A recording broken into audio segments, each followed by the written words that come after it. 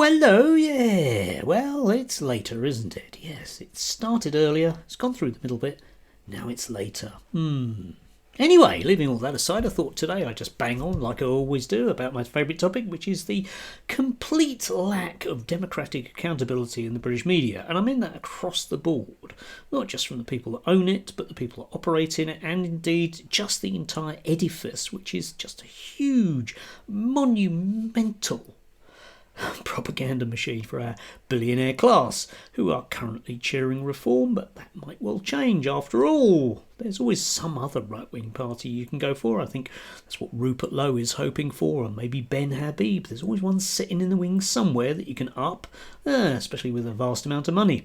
Anyway, I thought we'd look at this, which is from the weekend. This is from Talk TV. Yes, indeed, Rupert Murdoch.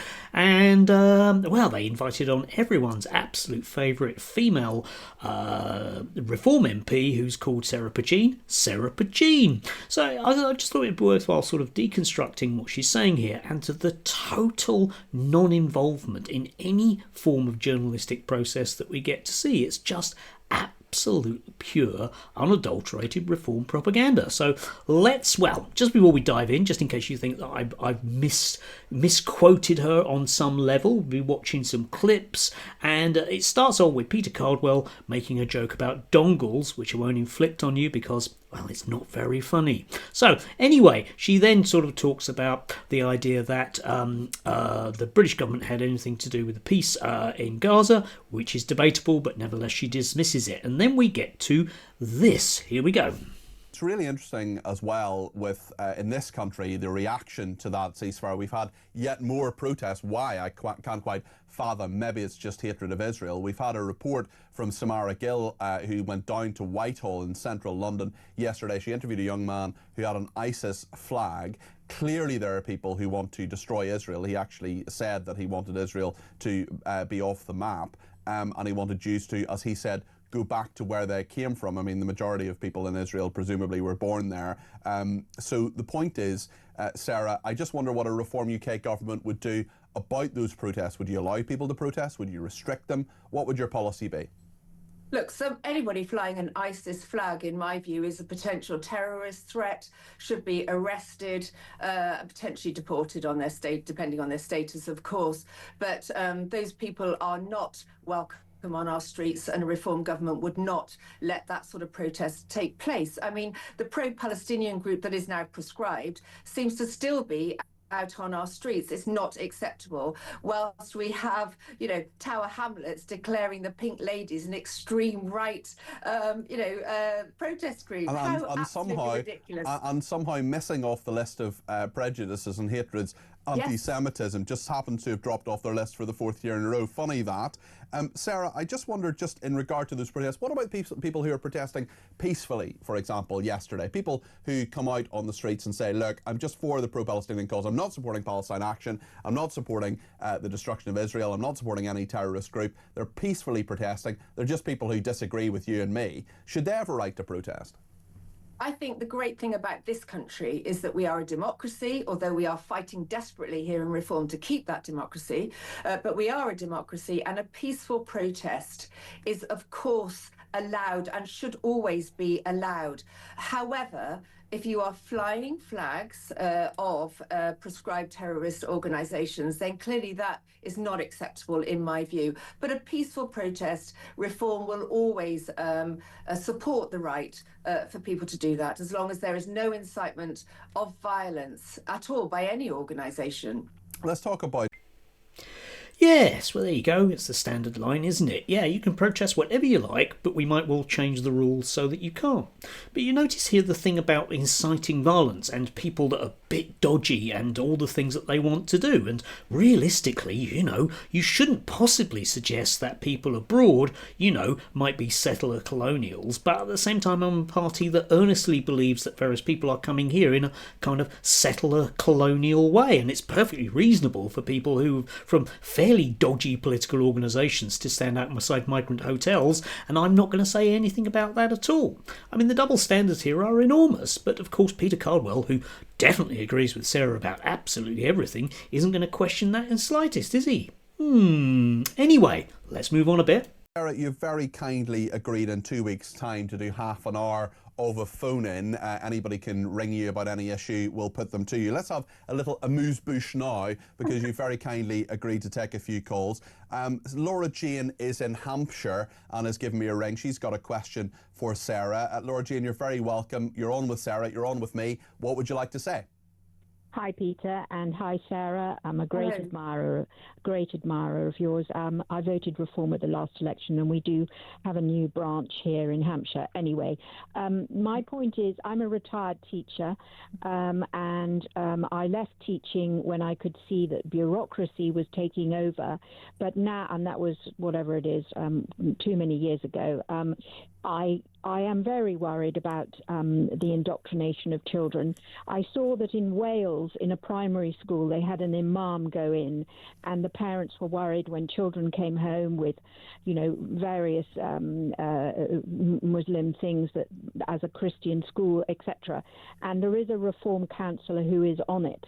But I wondered what your, plans are, and as an ex-education person, I'd be very happy to come and advise on the curriculum. I wondered what your plans are, because we really have a fight on our hands, because the children are our future, and this is seriously worrying.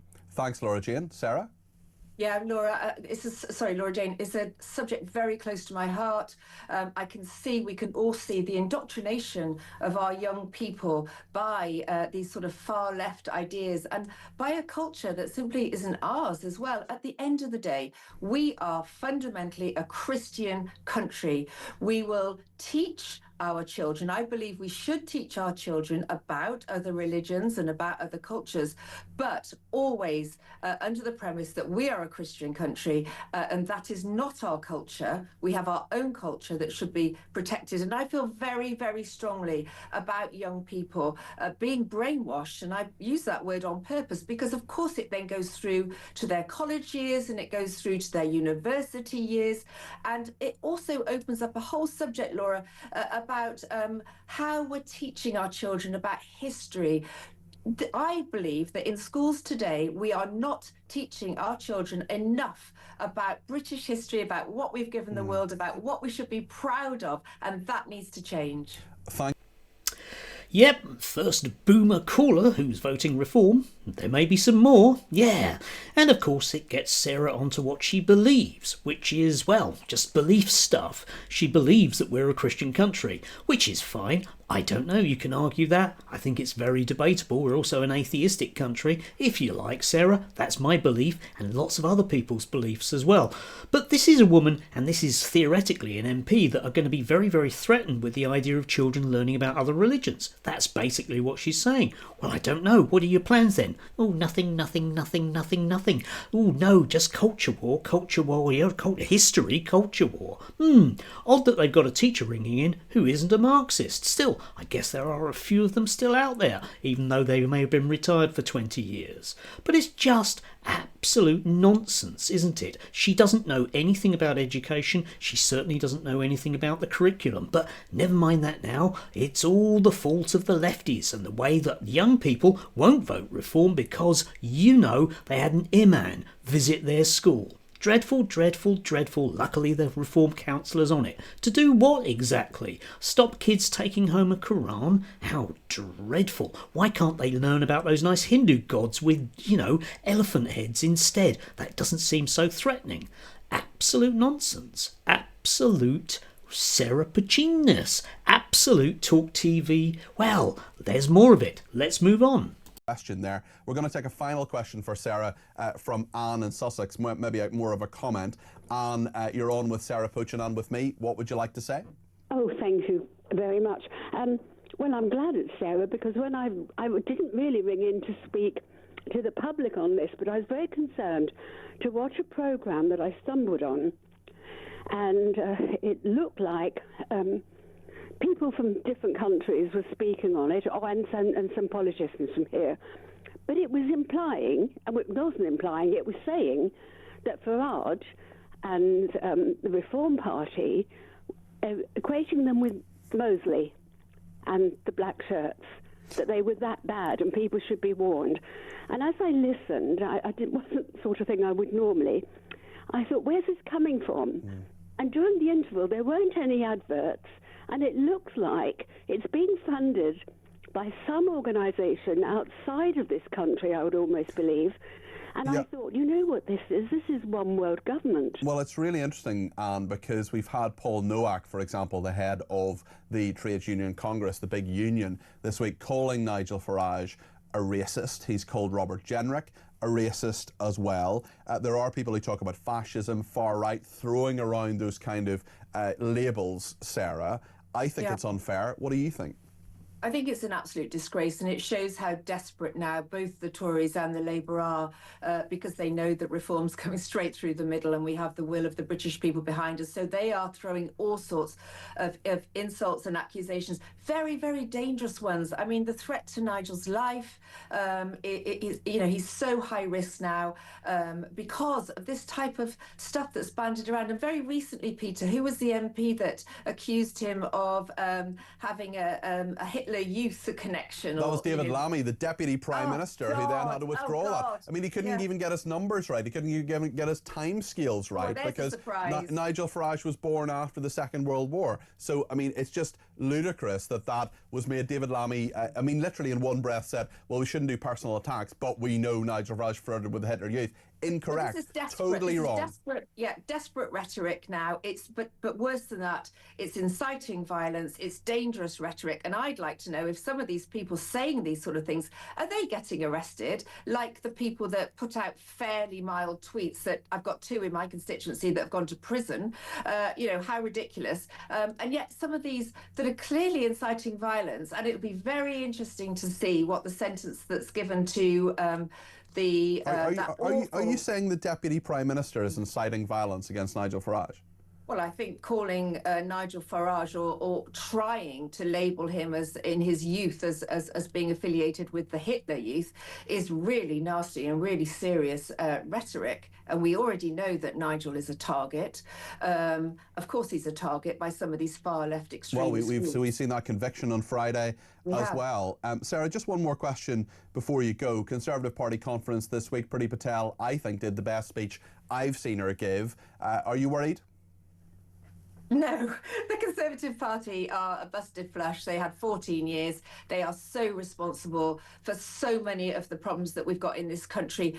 The principal one, of course, being the huge numbers of illegal immigrants landing on our shores, and you and me, the taxpayers, paying for them to live in this country. The Conservative government allowed that to happen. This Labour government has made it 10 times worse. But no, the Conservatives, I believe, are finished for at least 10 years, if not forever. And Reform are now the party of true opposition and will be the next government. Sarah, thank you. That's Sarah Pochin there, the Reform UK for Runcorn and Helsby, joining us this morning. Ah, yes, indeed, yes. The Conservatives, they're definitely a done party, aren't they? The ones that Sarah came from, where she didn't really have much of a career. But of course, here she is as the spokesperson for, well, pretty much everything to do with reform when they can't get Richard Tice because he's unfortunately out the country, as indeed all of them are, making an awful lot of money. Still, anyway, all of that stuff about, the dreadful attacks on Nigel, and indeed they are really, really dreadful, aren't they? Despite the fact it's well documented that he was a bit of a fascist in his youth, which they've managed to mangle together. People weren't saying he was a member of the Hitler Youth, they were saying it was like that, okay? Because, of course, unfortunately, fascism didn't die in 1945. It's still with us today. And again, you will notice the kind of tinfoil hat caller.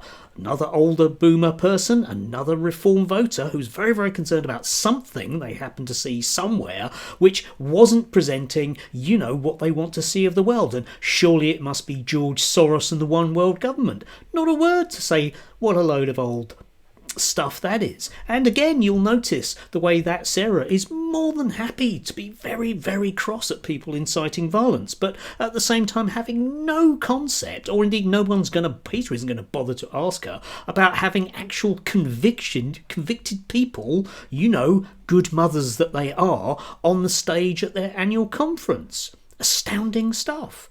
And even at the end, when he could just slightly push her about the Conservatives, because she was actually a member of the Conservative Party, there's nothing at all. And she'll be given her phone in, where yet more boomers will be carefully filtered, because I won't get to ask her any questions, will I? No, they'll be carefully filtered to make sure that the one world, isn't it dangerous what the lefties are doing to our kids, say everyone over 65 that agrees with us, phone-in show. Astounding stuff. And Ofcom allows this to go out. Yeah, of course it goes out on the web, so they don't actually have to abide by the rules. A lot of people concentrate on GB News, but if you want to see a pure billionaire libertarian's thoughts in action, do have a close look at Talk TV. Yeah, no journalism on display whatsoever, and just an absolute free ride. Can you imagine any other politician from a different party getting as much of a free ride as that, as Peter gives this woman? Yeah, and let's face it, she's not even worth listening to. She doesn't have anything to say. There's no thought process there, is it? It's just ticking things off the culture war scorecard. And if you think I've missed some stuff out there, yes, I have. Right, okay, they talk about the China spy scandal. They don't talk about other people that might be involved with Russians. That obviously won't come up. They also talk about, the closure of high street banks, which might well be a burning issue. How are reform going to fix our high streets? And, the way that all of that stuff has been allowed to just disappear into the pockets of big business. Nothing. Well, you can go to your post office, can't you? Yeah, it's important to keep your local post office going, because after all, otherwise it'll yet be swallowed up by yet another billionaire that we're paid for.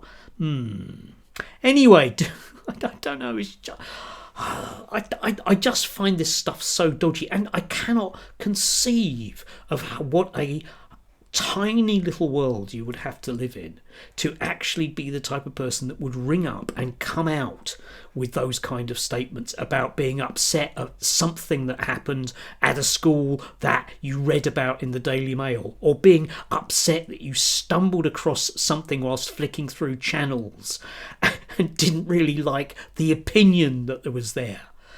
Jesus, people my age are snowflakes, aren't they, eh? God.